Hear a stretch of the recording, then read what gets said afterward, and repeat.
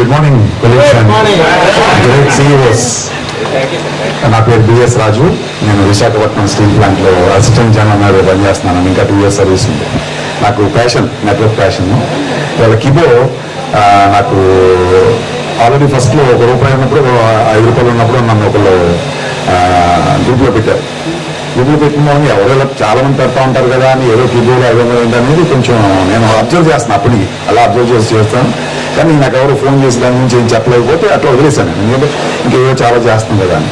నేను ఒకసారి రమణ గారు నాకు ఎప్పటి నుంచో బాగా ఫ్రెండ్.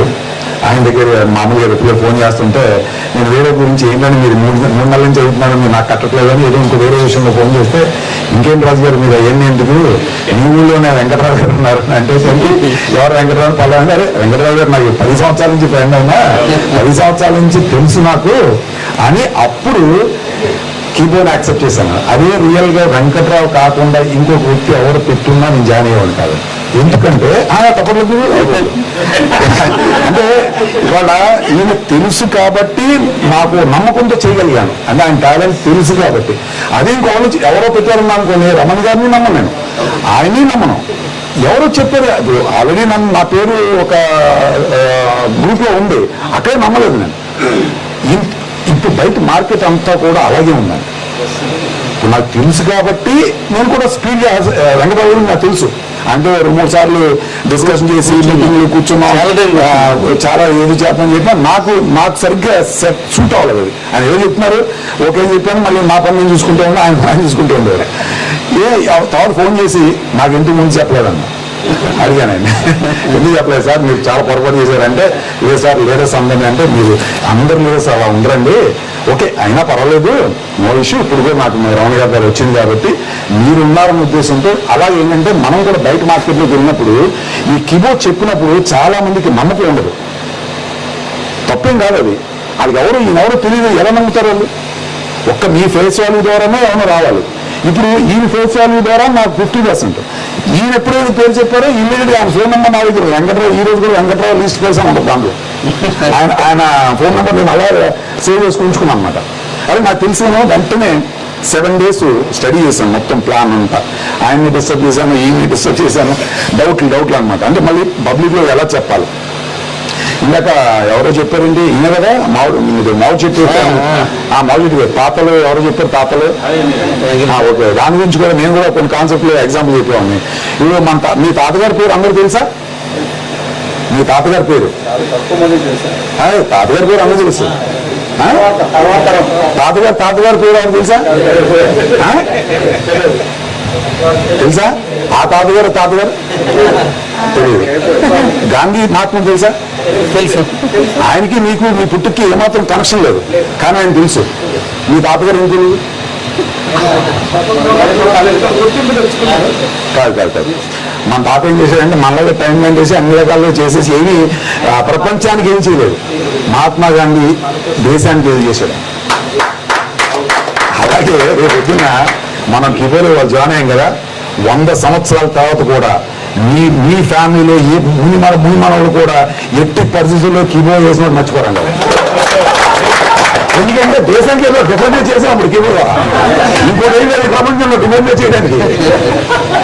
అందుకని ఏంటంటే కిబో అర్థం చేసుకుని, సిస్టమ్ చాలా సింపులే కానీ అవతలకి ఎక్స్ప్లెయిన్ చేసినప్పుడు అర్థం అవ్వదు చాలా మంది. ఏం పర్లేదు, అయినా పర్లేదు, మన ప్రయత్న లోపం లేకుండా, కృషి లోపం లేకుండా ప్రతి ఒక్కరికి అర్థమయ్యేదో చెప్పు. అంటే మిస్గైడ్ చేయకూడదు ఎవరిని. 33 ఏళ్ళు కట్టే నీకు బైక్ వచ్చేస్తుంది, మొబైల్ వచ్చేస్తాయి, లేకపోతే 33 తీసుకొచ్చి బైక్ వచ్చేస్తాయి. ఇది న్యాచురల్గా ఎవరైనా సరే. దాని గురించే సీఈఓ గారు ఏం చెప్పారంటే, మీరు ఎప్పుడు కాన్సెప్ట్ చెప్పకండి, మీరు అన్ని తప్పులు చెప్పేస్తే ఆ భారం, ఆ బాధ్యతలన్నీ నామే పడిపోతాయి. అందుకే పీడిఎఫ్ కూడా లేదు.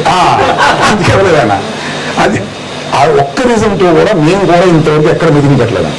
ఓన్లీ ఇంట్లో కూర్చొని ఫోన్ చేసుకుంటూ ఎప్పుడైతే నేను చెప్పారో ఫ్రెండ్స్ అందరికీ ఒక మంచి కాన్సెప్ట్ ఉంది 500 పెట్టని చెప్పాను. కాన్సెప్ట్ చెప్పలేదు నేను, ఎందుకంటే నాకు కూడా ఇంకా అంత అంటే ఎలా చెప్పాలో అర్థం అవ్వలేదు నాకు. అది కిబోలో సంథింగ్ ఉంది, ఎలా చెప్పాలో తెలిసిన రోజు అన్నీ ఎలా చెప్పేస్తామని చెప్పలేం కదా. అలా కాదు, నీకు ఎందుకు కూడా థాట్ చేస్తా ఉంటే 2 to 3 days పెట్టిందండి. 100 మంది నాకు అకౌంట్లో 500 వేశారు. అప్పుడు నేను చెక్ చేసుకున్నానండి. అమ్మ నా మాట ఇన్నోళ్ళు ఉన్నారా బాబు భూమి మీద అంటే అది కూడా చెక్ అయిపోయింది అనమాట. అంటే పర్లేదు నేను మార్కెట్లోకి వెళ్ళొచ్చు అనే ధైర్యం వచ్చింది నాకు. తర్వాత ఇంకోటి ఏంటంటే ఇందాక ఈయన చెప్పారు 3 కాన్సెప్ట్ చేస్తామని. రియల్గా అన్ని కాన్సెప్ట్లు చేశారు కాబట్టి మీరు ఇవాళ కిబోలో సీఈఓగా రాగలిగారు. కాన్సెప్ట్ చేయకపోతే వారికి అర్థం కిలో యొక్క వాల్యూ, నీ అనుభవం, నీ దెబ్బలు, నీ పడిన కష్టాలన్నీ కూడా ఇవాళ కిలో చెప్పగానే ఈజీగా పట్టుకున్నారు కాబట్టి ఇవాళ సీఈఓ ఇక్కడికి వచ్చారు. అది మీరేం బాధపడక్కలేదు, సంతోషించాలా.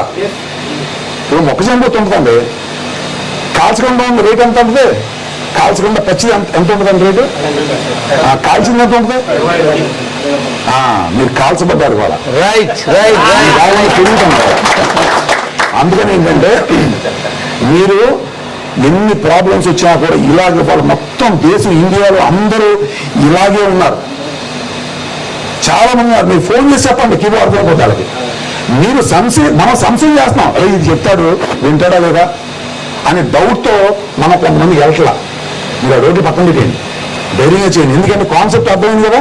ఈ 2 డేస్లోనే సార్ చెప్పినట్టుగా ఇంకా బాగా అర్థమవుతుంది. ఖచ్చితంగా ఆయనకున్న నాలెడ్జ్ నాకు ఆయన పేరు చెప్పగానే ఎస్ సరైన వ్యక్తి దగ్గర చెప్పారు సార్ నాకు అని చెప్పాను. రియల్ పర్సన్ సార్ ఆయన కాబట్టి నేను చెప్పానని చెప్పాను. ఆయన దగ్గర ఏ వ్యాపారం చేయలేదు. అందుకని ఏంటంటే పబ్లిక్కి ఇందాక ఎవరు చెప్పారు, ఈయన అటాచ్ చేయగానే రమణ గారు జాయిన్ అయిపోయారు. వాస్తవం సార్ నేను కూడా మా ప్రసాద్ గారు ఎల్ఎన్ఎం ప్రసాద్ నా మీద ఒక 10-15 రెట్లు పెద్ద లీడరు, ఫుల్ టైమరు, బాగా ఫేమస్ అయిన వ్యక్తి. ఆయన కూడా నమ్మలేదు. ఆయన వచ్చి ఈ అటాచ్ చేసాక జాయిన్ అయిపోయింది. నేను చాలా మందిని నేను చెప్తున్నా నమ్మట్లా. నెమ్మదిగా రమ్మన్నా వైజాగ్ వచ్చేయండి సార్ అన్నాను.